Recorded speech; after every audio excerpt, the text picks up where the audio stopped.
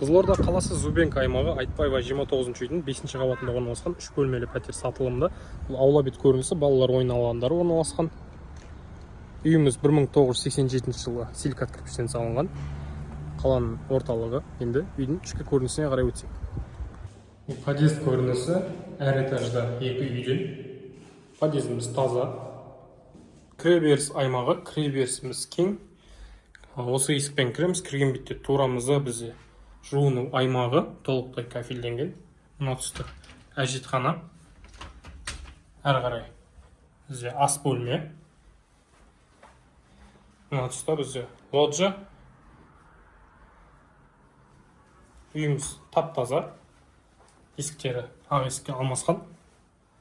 Кірген бетте сол жағымызда үйіміздің қонақ қабылдау бөлмесі, зал. Әрі қарай бізде бірінші жатын бөлме. Тереземіз аула бет көрінісіне қарайды. Екінші жатын бөлме. Бұл бөлмесі ерекше кең. Мына тұста кладовкамыз орналасқан. Жақсы бағада саудасымен хабарласыңыздар.